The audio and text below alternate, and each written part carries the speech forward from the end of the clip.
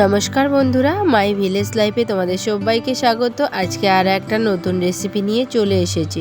তো আজকে আমি তোমাদের সাথে শেয়ার করব আমের আচার। তো আমি কিভাবে আমের আচারটা বানাই সেটাই তোমাদের সাথে শেয়ার করব। তো প্রথম দেখো, আমি জলটা গরম করে নিয়েছি, তারপরে একটুখানি হলুদ দিয়েছি, দিয়ে এবার আমি আমটাকে দিয়ে দিলাম, দিয়ে আমটা ঢাকা দিয়ে দিলাম। তো 15-20 মিনিটের মতো সিদ্ধ করার পর আমি কিন্তু তুলে নিয়েছি, কারণ বেশি সিদ্ধ করা যাবে না, নাহলে কিন্তু আমগুলো একদম গলে যাবে, তো খারাপ হয়ে যাবে আর কি। তো দেখো, আমি এমনভাবে সিদ্ধ করেছি যাতে আমগুলো কোনো রকমে গলে না যায়। তো তারপর আমি একটা চেলার মধ্যে এরকম করে নিয়েছি। তোমরা যদি পারো, তোমাদের যাদের স্বাদ আছে, তো স্বাদের মধ্যেও দিয়ে কিন্তু শুকাতে পারো। যেহেতু আমাদের সেরকম কোনো ব্যবস্থা নেই, তো সেই কারণে কিন্তু আমি চেলার মধ্যে দিয়ে একদম টিনের যে চালটা আছে চালটার উপরে দেব। তো সেই কারণে দেখো, এরকম করে আগে আমি সবগুলাকে দাঁড় করে দিচ্ছি আর কি, যাতে ভালো করে রোদটা পায় সামনের দিকটাতে। তো তোমরা একবার এরকম করে বানিয়ে খেয়ে দেখো, আশা করি তোমাদের ভালো লাগবে। আর বন্ধুরা, অনেক দিন পর কিন্তু আমি এই ভিডিওটা দিচ্ছি, তো প্লিজ তোমরা সবাই একটুখানি সাপোর্ট করো। আশা করি তোমরা সাপোর্টে আমি আবার কন্টিনিউ ভিডিও দেওয়ার চেষ্টা করব। তো দেখো, আমি রোদ্রে কিন্তু দিয়ে দিলাম। তো তারপর কিন্তু আমি বাজার থেকে নিয়ে এসেছি জিরে গুঁড়ো, ধনিয়া গুঁড়ো, আর লঙ্কা গুঁড়ো, সাথে তেল, সর্ষের তেল লাগবে এটা। আর এদিকে দেখো, আমার কিন্তু আমগুলো শুকিয়ে গেছে। আর কি বলো তো, প্রায় বেশি শুকাতে হবে না, প্রায় 3-4 ঘন্টা সেরকম রোদ থাকলে 3 ঘন্টার মতো শুকালেই হয়ে যাবে। তো দেখো, একদম বিকালবেলা আমি চলে এসেছি, আর নিয়েছি এখানে সর্ষে গুঁড়ো। আমি সর্ষেটাকে ভাজিনি, রোদ্রে দিয়েছি, রোদ্রে দিয়ে আমি গুঁড়ো করে নিয়েছি। আর তারপরে দিয়ে দিচ্ছি এখানে ধনিয়া গুঁড়ো, তারপরে দেব লঙ্কা গুঁড়ো, যেই মশলাগুলো আর কি নিয়ে আসা হয়েছে। আর আমি কিন্তু একদম আচারটা বানাচ্ছি একদম উনুন না ধরিয়ে, উনুন ধরানো ঝামেলা ছাড়াই কিন্তু আচারটা বানাচ্ছি।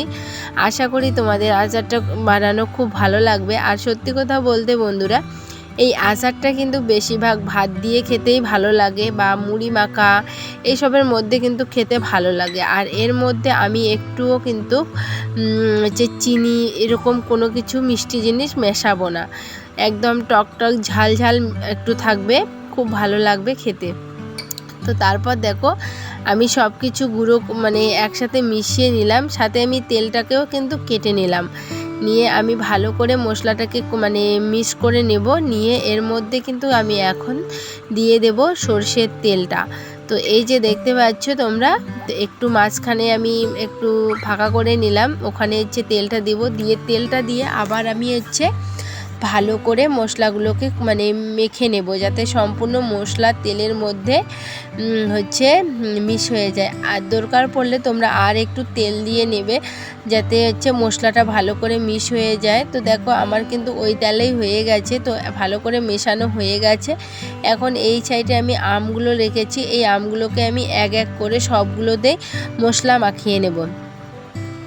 তো বন্ধুরা, প্রতি বছর কিন্তু আমরা অনেকগুলো করে বানাই আমের আচার। এবার হয়তো টক আম ছিল না সেরকম একটা, তো সেই কারণেই কিন্তু বানানো হয়নি। এই আমগুলো কিন্তু আমি অনেক দূর থেকে নিয়ে এসেছি, যেহেতু আমাদের একটাই গাছ, আর সেখানে মিষ্টি আম ওটা, তো মিষ্টি আমের তো সেরকম আচার বানানো যাবে না, তো সেই কারণে আমি কিন্তু অনেক দূর থেকে নিয়ে এসেছি। তো বন্ধুরা, এখানে আমি স্কিপ করে ফেলেছিলাম লবণটা, তো সেই কারণে কিন্তু আমি লবণটা দিয়ে দিলাম পরে।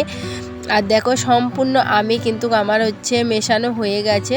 তো তোমরা একটু শুকনাটা আমি যেরকম করে শুকিয়ে নিয়েছি সেরকম করে নেবে, তাহলে কিন্তু কী হবে বলো তো, আমটাকে যখন মশলার সাথে মাখবে তখন কিন্তু কোনো রকমে গলে যাবে না। তো দেখো, এক এক করে এখন আমি কিন্তু সবগুলোকে সাজিয়ে নিচ্ছি এই যে একটা কাচের ব্যায়ামে। তোমরা কিন্তু মানে সবসময় চেষ্টা করবে কাচের বয়ামে আচারটা রাখতে, কারণ কাচের বয়ামে যদি রাখো তাহলে কিন্তু তোমরা 1 বছর পর্যন্ত কোনো রকম ফ্রিজ ইউজ না করেই কিন্তু সেরকম করে রাখতে পারবে। আর যদি প্লাস্টিকের বয়ামে রাখো তাহলে কিন্তু তোমাদের আচার কিন্তু তাড়াতাড়ি নষ্ট হয়ে যাওয়ার সম্ভাবনা থাকে। তো আমার কিন্তু এখানে আচারটা প্রায় কমপ্লিট, মানে বানানো কমপ্লিটে। তো তেলটা দিয়ে দিলেই কিন্তু আচারটা বানানো আমার একদম কমপ্লিট। তো বন্ধুরা, আজকের আচারটা তোমাদের কেমন লাগলো অবশ্যই কিন্তু কমেন্ট করে জানাবে। আর যদি ভালো লাগে লাইক কমেন্ট শেয়ার করবে। চ্যানেলে নতুন হলে চ্যানেলটাকে সাবস্ক্রাইব করে পাশে থাকবে।